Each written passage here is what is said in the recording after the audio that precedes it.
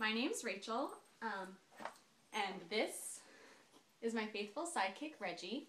And we are starting a project to watch all 52 of the Walt Disney Animation Studios feature films. Currently there are 52. By the time I finish the project, there will be 53, so we'll just see what happens. Doing them chronologically, and as you can see, I have my collection of the movies behind me. I have a special little journal here for taking my notes in. If any of you would like to embark upon this journey with me, Alice in Wonderland, Atlantis, Dumbo, Pocahontas, Aristocats, The Fox and the Hound, The Great Mouse Detective, The Rescuers, Rescuers Down Under, and Treasure Planet are all on Netflix. Let's just jump right into our first movie, which is, of course, Snow White and the Seven Dwarfs. This movie came out in 1937. It's the first of the legacy, and it's pretty fantastic. I think the animation in this particular movie, while great, and really all the Disney movies seem to have much more of a warm, bright feel to them. The animation was still a little bit stuttery in this one, and I felt like the animation and sound didn't sync perfectly. I really love the design of the Evil Queen's box that's meant for Snow White's heart. The way that when it closes, there's a little dagger that pierces the heart, and that's how it locks. That's the locking mechanism of the box, which I just think is really great. This is just a little bit of storytelling stuff here that I think was really well done through the animation. Snow's run through the woods. You see her running through the woods, and it's been daytime, and suddenly she's in the woods, and it seems like it's really dark out, and she runs past the trees, and it feels like the trees are grabbing at her dress, and she runs past some logs in a marshy area of some sort, and the logs look like they become alligators, and there's eyes in the trees and everything. And the reason for this is that she's so terrified that her imagination is running wild, and it just really does a great job of showing how her terror is transforming everything that she sees, regardless of how harmless it really is, into a threat. I'm really impressed by the way that they do reflections and ripples in the water. I don't know, I'm not an artist, and I just think it's really cool. As far as the character of Snow White, because she looks like she's this young, delicate, polite thing, and she does her little Snow White like gestures, you know.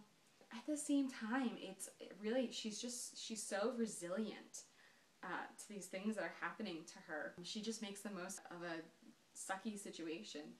I think that makes her a good role model. Soon enough, we see the dwarves in the mine. They just make all the diamonds and the rubies and the emeralds and the sapphires sparkle really nice. They glitter and gleam, and I like the effect. So there's 7 dwarfs. So I don't know if you can name them all, but they are Doc, Dopey, Grumpy, Bashful, Sleepy, Happy, and Sneezy. That's 7. Everybody is pretty familiar with Doc. He's got the glasses. Dopey's got the, big ears and his super floppy sleeve. We all know Grumpy.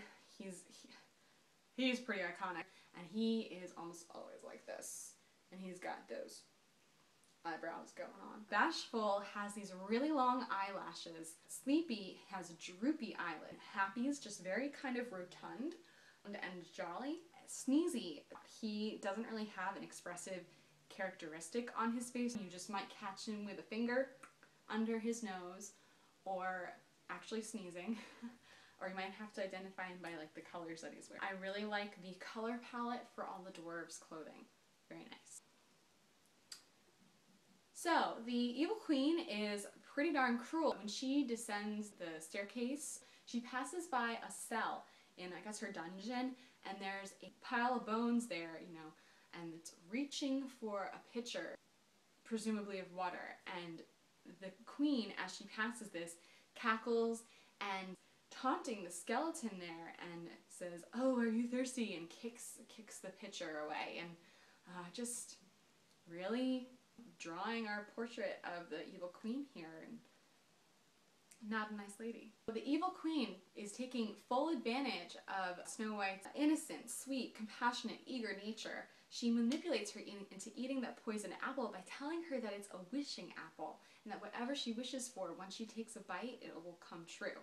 And Snow White is wishing for her prince to come carry her away to his castle. In discussing animation and storytelling, one of the really great parts in this movie is after Snow White takes a bite of the apple, you don't see her collapse. What you see is the evil queen reacting to Snow White collapsing and the joy it brings her, which is really terrible. But what you see is Snow White's hand falls onto the floor, limp, and the apple, with a single bite of it, rolls away. And that was really effective, I thought, and powerful, and it just spoke to how you don't need to show everything to tell the story, you know. That was really cool. As far as some more plot and storytelling, you know, Grumpy starts out very anti-Snow White, very anti-woman. He does not want to wash his hands. He is not about her staying there with him. But over the course of, you know, the day or so that this takes place, he does join the line of the dwarves as they go out the door on their way to the mine, and does present himself for a kiss on his forehead from Snow White, and turns a little bit bashful himself as he walks away. And that's a little growth of Grumpy that's kind of fun to see. And finally, we come to the actual act of the prince kissing Snow White. To me, it looked like he kissed her on the cheek, not on the lips. And it makes it a much sweeter gesture. It's not a selfish thing, it's out of grief, and it's a farewell. And of course then she wakes up and they go off to the castle, and it's lovely. So, for this movie, Snow White, I give the animation 4 Mickeys. For the whole style of the movie, I give it 4 Mickeys. For the plot, I give it 4 Mickeys. Yeah. As far as the emotion that it evoked, I only give it 3. Overall, this movie, I give it 4 Mickeys. Now, it's not one of my favorites, but it gets extra points for being the first and starting the legacy. And as far as recommendations as to whether or not you should see this movie, if you have not seen this movie, it is a must-see. And now let's check in with Reggie to see what she thought of Snow White and the Seven Dwarfs. Reggie, did you like it?